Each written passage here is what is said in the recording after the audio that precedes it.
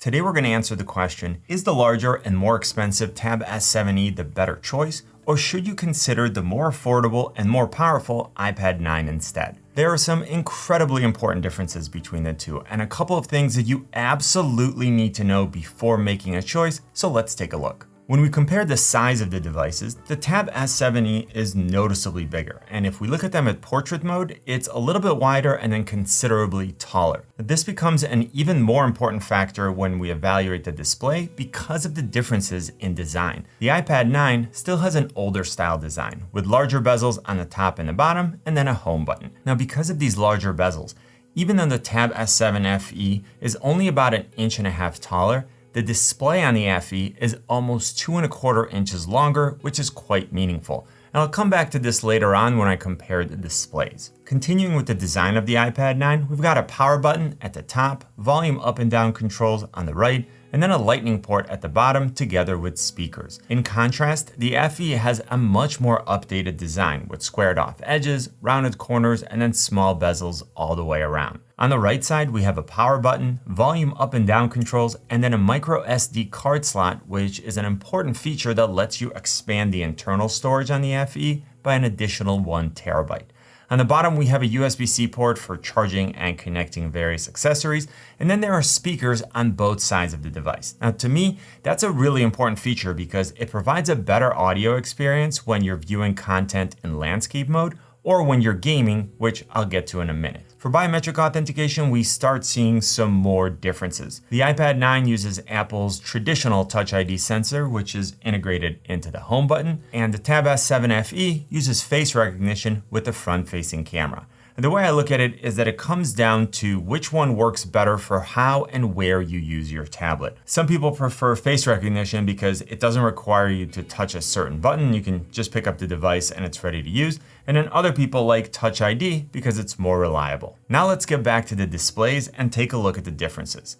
The iPad 9 has a 10.2-inch 60Hz Retina display with a resolution of 2160 by 1620 and 264 pixels per inch. It has a 4:3 aspect ratio and it's a non-laminated display. Now, the Tab S7 FE has a much larger 12.4-inch 60Hz TFT display with a resolution of 2560 by 1600, 243 pixels per inch, an aspect ratio of 16 by 10, and it's a fully laminated display. Now there's a lot to unpack here, so let's see how these specs translate to real life use. When you're watching content, multitasking, surfing the web, and gaming, the larger display on the FE is really nice to have. Like, everything is bigger and you don't have to do as much scrolling, and with the higher resolution, when you have two apps open side by side, you can see more of each app. When we get to the quality of the display, I think the iPad 9 image looks better for watching content and for gaming. We're getting more pixels per inch and the color seems to be more accurate. I get a lot of questions about fully laminated versus non-laminated displays, so let me take a minute to share my experience. For most tasks, it makes no difference to me, and I would have to actively look for the fact that the iPad 9 isn't fully laminated. The black bezels on all of this year's models make it challenging to even see this around the edge. Where you can notice the difference is when you're using a stylus. With the iPad 9 and the Apple Pencil, if you look at an angle, you'll see that there is separation between the tip of the pencil and the content that's being created. On the FE, with a fully laminated display, you'll see that the S Pen tip looks like it's touching the content because the image looks like it's painted right on top of the glass. And I'm going to come back to these two options in the accessories section because there's one more important difference. Now let's talk about the cameras. And if you're getting value from this video, give it a thumbs up. If you're new here, hit that subscribe button. Starting with the rear-facing cameras, both tablets come with an 8-megapixel camera and both can record in 1080p at 30 frames per second. Now moving on to the front-facing cameras, there's no question that the iPad 9 absolutely comes out ahead with an ultra-wide 12-megapixel camera versus 5 megapixels on the FE. We're getting 1080p 60 versus 1080p 30, and let's take a look at a sample. Here's a video and microphone sample from the iPad 9 and the Tab S7 FE. I think the Samsung tablet has better noise reduction, but I think that the iPad 9 has more accurate color. You can see that on the Tab S7 FE, it's a little orange, a little yellow, it's a little too warm. This is not the right color for my shirt. And on the iPad 9, this is much more accurate. But what I want you to also notice is that when I look at the display on the iPad 9, it looks like I'm looking off because the camera is to the side. On the Tab S7 FE, when I'm looking at the display, it still looks like I am looking at the person that I'm talking to. So hopefully this is helpful. The iPad 9 camera also comes with a feature called Center Stage, which uses the ultra-wide camera's 2x zoom out. It can then zoom in and out on the subject and always keep it properly framed, and it gives the appearance that the camera is actually moving to follow the subject. This feature can be used for video calls with FaceTime or Zoom, and then even with social media apps like TikTok. So this is a good time to look at some accessories, and let's actually switch it up and start with the stylus. So the Tab S7 FE comes with an S Pen, so you don't need to spend any additional money to get that functionality.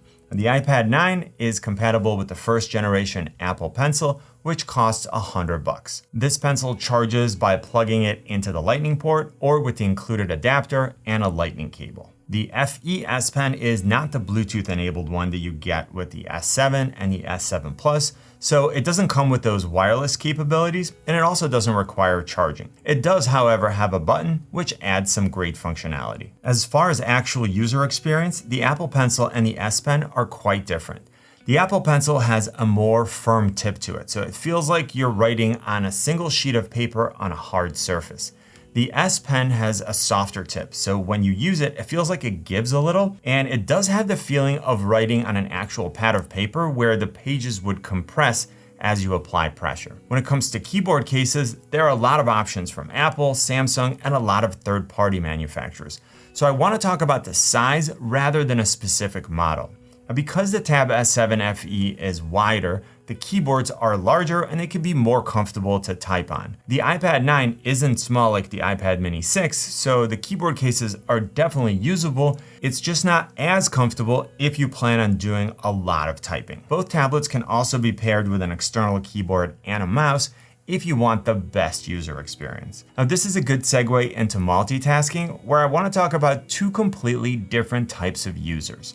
The first is someone who wants to use these tablets as a tablet and then just have multiple apps open at the same time, maybe use split view, use pop-up windows and slide overs, and then use the various built-in multitasking features.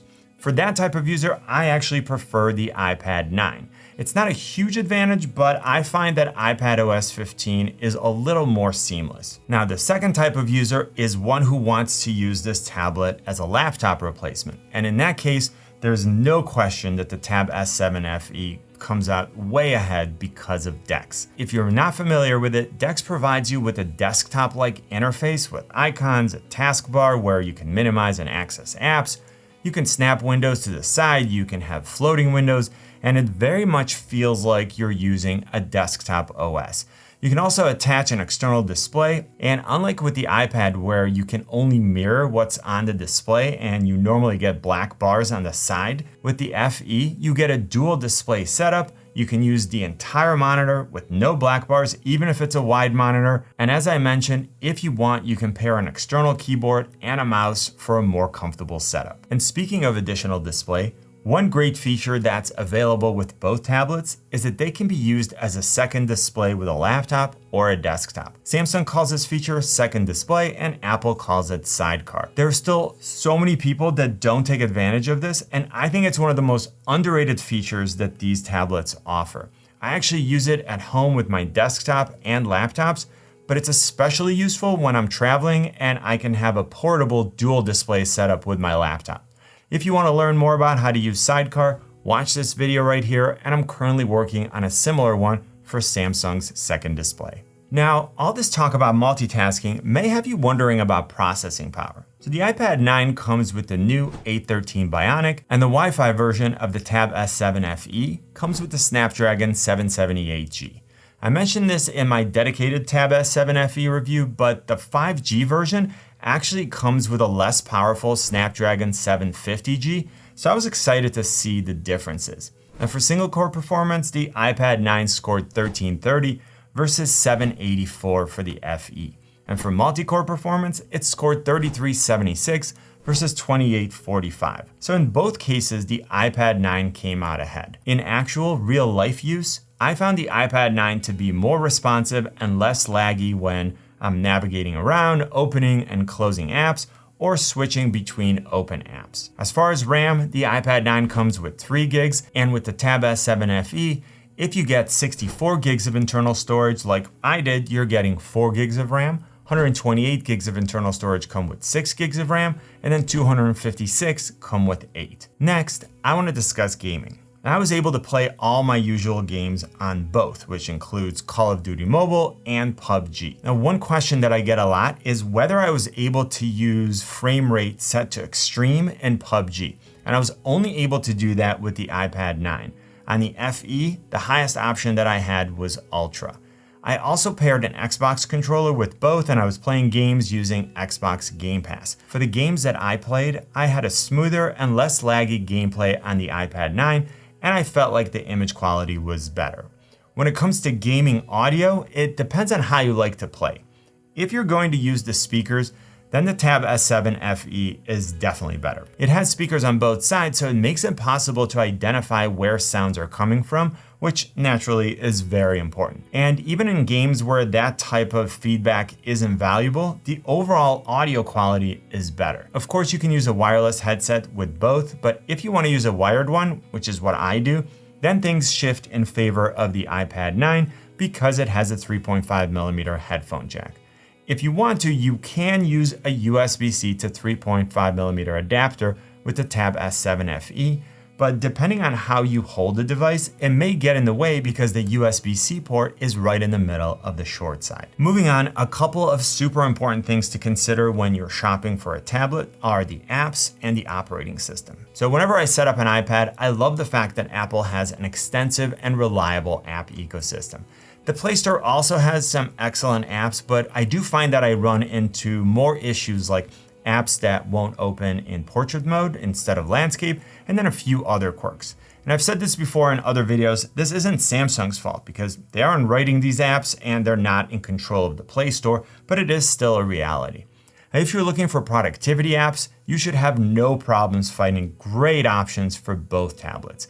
And if for some reason you need a very specific app for your type of work, just make sure that it's compatible with the tablet that you pick. There are some creative apps like Affinity Photo, Procreate, and LumaFusion that are only available for iPads.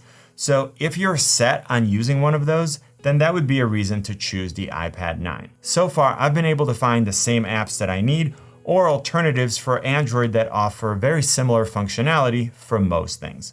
Now, the second consideration is operating system support. And this is where Samsung promises 3 generations of OS updates with the FE. With Apple, you're getting outstanding long-term support for older devices, and even the current iPad OS is still compatible with my iPad Air 2, which I got in 2014. And when it comes to battery life, I would say that I've had a good experience with both. The iPad 9 gives me somewhere between 9 and 10 hours of use, versus about 11 to 14 hours on the Tab S7 FE.